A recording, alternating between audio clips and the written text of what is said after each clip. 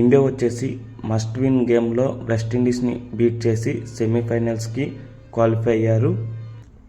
మెయిన్గా ఈ మ్యాచ్లో మనం చూసుకుంటే సంజు శాంసన్ వచ్చేసి వన్ మ్యాన్ షో మాట.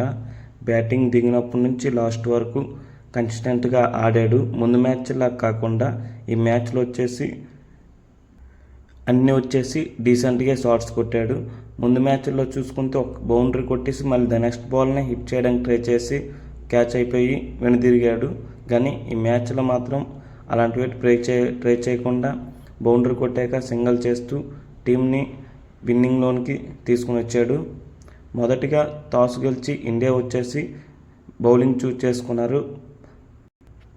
మనం చూసుకుంటే వెస్టిండీస్ వచ్చేసి అన్ని మ్యాచ్లాగే ఈ మ్యాచ్లో కూడా చాలా స్లోగా స్టార్ట్ చేశారు. ఎందుకంటే వాళ్ళకి బ్యాక్లో వచ్చేసి మంచి పవర్ స్టార్స్ ఉన్నారనేసి ఈ మ్యాచ్లో కూడా స్లోగా స్టార్ట్ చేశారు. చూసుకుంటే ఈ మ్యాచ్లో పవర్ ప్లే వచ్చేసి 45 రన్లే స్కోర్ చేశారు, వికెట్లు ఏం కోల్పోకుండా. దాని నెక్స్ట్ పవర్ ప్లే అయిపోగానే హోప్ వచ్చేసి వరుణ్ చక్రవర్తి బౌలింగ్కి బౌల్డ్గా తిరిగాడు. దాని నెక్స్ట్ చిట్ మేర్ వచ్చేసి ఈ సీజన్లో మంచి ఫామ్లో ఉన్నాడు. వచ్చేసి ఒక 2 సిక్స్లు కొట్టాడు.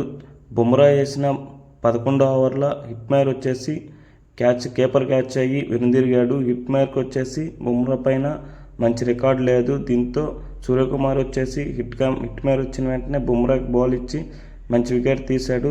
అలానే ఫామ్లో ఉన్న చేజ్ కూడా అదే ఓవర్లో అయిపోవడం వెస్టిండీస్కి కొద్దిగా డిసప్పాయింట్మెంట్ అని. దాని నెక్స్ట్ వచ్చిన రూథర్ఫర్డ్ 14 స్కోర్ చేసి వెనుదిరిగాడు హార్దిక్ పాండ్యా బౌలింగ్కి. ఇక్కడ నుంచి 11 నుంచి 15 ఓవర్ వరకు వెస్టిండీస్ వచ్చేసి చాలా స్లోగా ఆడారు. ఒకనొక టైంలో 10 ఓవర్లకి 100 రన్లు చేసిన వెస్టిండీస్ వచ్చేసి నెక్స్ట్ 5 ఓవర్లో ఏమాత్రం స్కోరింగ్ రేట్ పెంచలేదు. లాస్ట్లో వచ్చిన పవర్ హోల్డర్ వచ్చేసి 35 బంతుల్లో 76 పరుగులు చేశారు.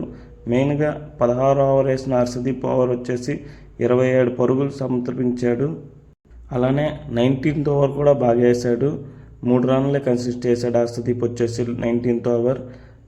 ఫైనల్గా బుమ్రాని కూడా లాస్ట్ ఓవర్ 13 రన్లు కొట్టారు. దీంతో ఇండియా దుక్కు వచ్చేసి ఏ బౌలర్ని వదలలేదు. వెస్టిండీస్ ప్లేయర్స్ అందరు బౌలర్స్ని టార్గెట్ చేసి 195 పరుగులు చేశారు. ఒకనొక టైంలో 200 దాటేస్తుంది అనుకున్నారు, కానీ ఇండియన్ బౌలర్స్ వచ్చేసి లాస్ట్లో బాగా కట్టడి చేశారు వెస్టిండీస్ బ్యాటింగ్ని. దీంతో 195 పరుగులకి 4 వికెట్లు కోల్పోయారు. అయితే ఇంత పెద్ద టార్గెట్ ఇండియా వచ్చేసి ఎప్పుడు చేజ్ చేయలేదు. అలానే ప్రతిసారి చేజ్ చేసినప్పుడు విరాట్ కోహ్లీ హాఫ్ సెంచరీ చేశాడు. అలానే మ్యాన్ ఆఫ్ ది మ్యాచ్ అందుకున్నాడు. కానీ ఈసారి విరాట్ కోహ్లీ లేడు కదా, మరి ఏటవుద్ది అనేసి సెకండ్ ఇన్నింగ్స్ స్టార్ట్ అయ్యింది. స్టార్టింగ్లోనే అభిషేక్ శర్మ వెనుతిరిగాడు. అలానే ఇషాన్ కిషన్ కూడా ఏమాత్రం స్కోర్ని ట్రబుల్ చేయకుండా 10 రన్లు కొట్టి వెనుతిరిగాడు. దీంతో నెక్స్ట్ వచ్చిన స్కై అలానే సంజు శాంసన్ వచ్చేసి అలా ఎక్కడ కూడా స్కోరింగ్ రేట్ తగ్గకుండా స్కోరింగ్ రేట్ పెంచుకుంటూ వీళ్ళిద్దరి మధ్యన మంచి 50 పార్ట్నర్షిప్ వచ్చింది. స్కై వచ్చేసి 18 పరుగులకి వెనుదిరిగాడు. నెక్స్ట్ వచ్చిన తిలక్ వర్మ వచ్చేసి మంచి క్యామెో ఇన్నింగ్స్ ఆడాడు, 15 బాల్కి 27 కొట్టాడు. అలానే నెక్స్ట్ వచ్చిన హార్దిక్ పాండ్యా కూడా 14 బాల్కి 17 కొట్టి ఒకవైపు సంజు శాంసన్ తన రోల్ని ప్లే చేస్తూ ఇండియాని విజయంకి దగ్గరికి చేర్చు వచ్చాడు. లాస్ట్ 2 ఓవర్లు ఉన్నప్పుడు హార్దిక్ పాండ్యా వెనుదిరగ శివం దుబే వచ్చేసి 19వ ఓవర్లో 2 4లు కొట్టేసి లాస్ట్ ఓవర్లో 6 బాల్కి 7 పరుగులు ఉండగా సంజు శాంసన్ వచ్చేసి ఫస్ట్ బాల్ని 6 కొట్టి టీమిండియాని విజయం వైపు తీసుకెళ్లాడు. దీంతో ఈ మ్యాచ్ గెలిచి టీమిండియా వచ్చేసి ముంబై వేదికగా ఇంగ్లాండ్తో ఆడుతారన్నమాట సెమీఫైనల్ 2.